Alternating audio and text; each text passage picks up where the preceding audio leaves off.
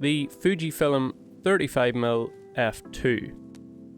This is our newest lens.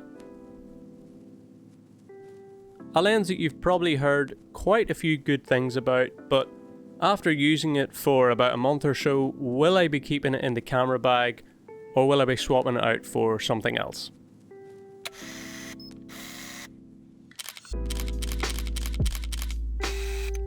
What's up guys, welcome back to the channel and another video.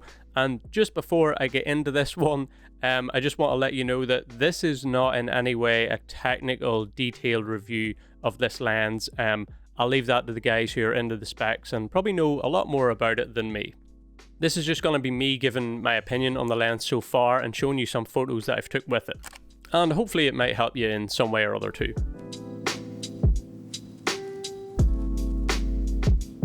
So as I mentioned, I've had the lens for just over a month now. I actually created a few videos ago explaining why we decided to go for that particular lens and also the X-T3 which we got along with it. So I know a month isn't a long time at all to be really giving too many opinions on gear, but I have used this a little bit at home, and then we also went on a trip recently to Italy. If you follow us along on Instagram, you would have seen some stories from there. And the X-T3 and the 35mm was the camera and lens setup I used by far the most during that trip, so I feel like I've used it enough to at least give some thoughts on it. I do like the look of this setup too. There's just something very clean about Fujifilm cameras in all black. Yeah, I like it. The video of that trip to Italy will be coming in the next few weeks, by the way, but I will share a few photos in this one because obviously I was using this camera, so yeah, you'll see a few of those. I think it's safe to say we'll definitely be returning to Italy at some point in the future. First of all, the lens is tiny and it's really light as well, which was obviously really handy when we were traveling. I could just find a little spot in the camera bag, slot it in, and if you wanted to or really needed to, you could also just fit it into your pocket. That's not really something I do much. I normally have the little smaller bag if I don't need the bigger camera bag, and yeah, a little setup like this with small little lenses is just super easy to carry around. I will say this though, the first time I put this lens on the camera and shot some photos with it or was just messing around, I did find it very small to use compared to the 18-55 which we use is also a small lens, but definitely a lot bigger than this. I found myself, when I was just looking through the viewfinder trying to adjust the aperture, I had my hand on the focus ring because it felt like the aperture ring was just so far back. That was just something at the early stages of using it, but after using it for a little bit, I sort of got used to it. But it is a very small lens. I do feel comfortable using it now and it's nice to use. But yeah, if that's something that annoys you or if you have really big hands, for example, you might find this lens a little fiddly to use at times. But yeah, I'm good with it now, so it's handy. So I know a lot of you guys who watch us probably also watch or at least know of Roman Fox and Joe Alam. They are both YouTubers and also both use Fujifilm as well. And they've also both said that the 35mm f2 is one of their go-to lenses and one of the best primes that you can go for.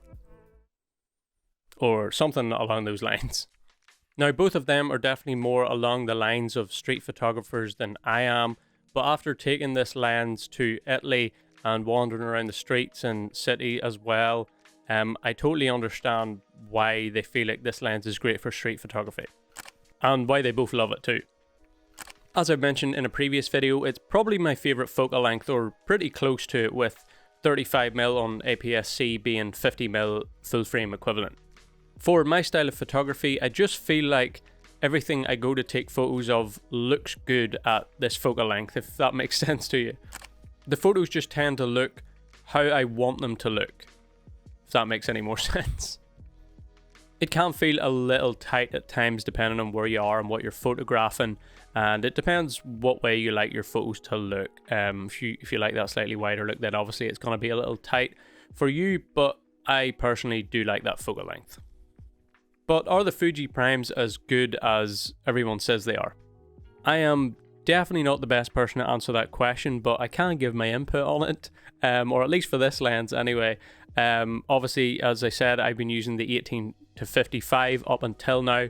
This is actually my first Fuji Prime lens, and the first thing I did notice was the corner sharpness.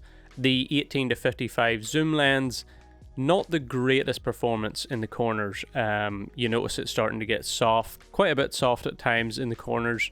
And that was one thing I noticed when looking at the photos with this for the first time, that there's a lot more detail in the corners. You can't really notice a drop off really at all, which is obviously nice, but not necessary for everyone and not necessary for every shot.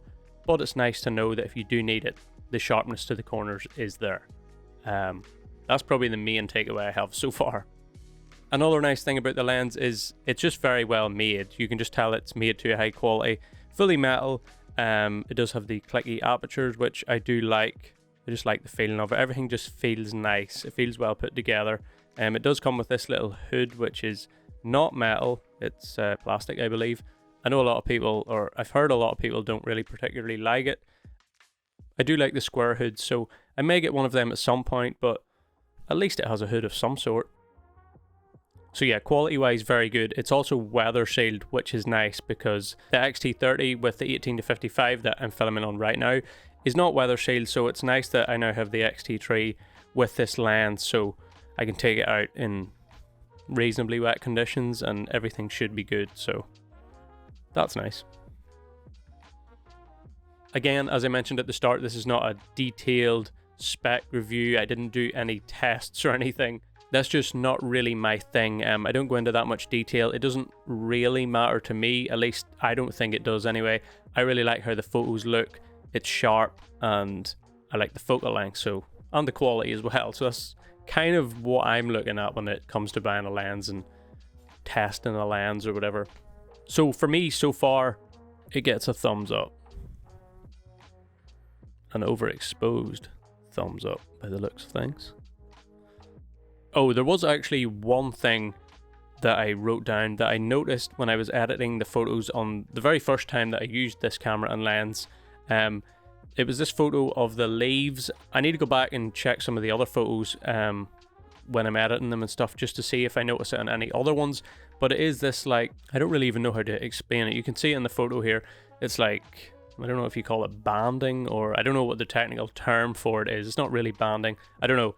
Some sort of weird effect that I assume is because of the lens. I'm not sure if anybody knows what caused that, or yeah, if you know anything about that, drop it below, because I haven't seen that before in any of my photos, just with this lens, and that was like the first time I used it. So yeah, what causes that?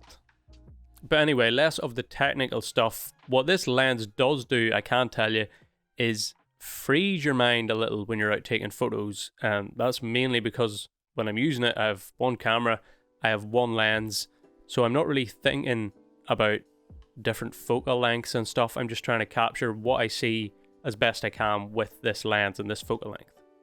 And because this focal length is probably my favorite, and I find that it works very well for my type of photography, I find myself just making it work for the scenes that I'm trying to photograph. And because I like how the 35 or full frame 50mm equivalent looks, I tend to like most of the pictures, or so far I have anyway, which is nice. So you can see why it works. Now obviously that doesn't really particularly mean this particular Fujifilm lens. I just mean really any prime lens. If it's the focal length that you like and suits your work, then you're probably going to be in the same boat as me, where you're just making that focal length that you like work for the scenes that you're in.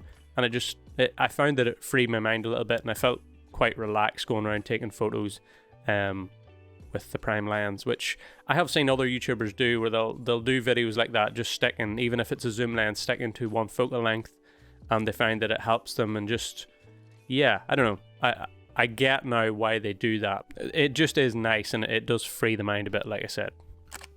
Again, apologies for you having to listen to my voice. It seems like the colds and flu have just been haunting me down the past like month or so. But anyway, hopefully some of this was helpful to you in some way or other. If it was, maybe give the video a thumbs up. Consider subscribing if you want to see more. And yeah, I think that's pretty much it. So as we always say, take it easy. Don't be a stranger. I do really like these blue R photos that I got in a recent video. Definitely need to shoot more at blue R. Becoming a fan.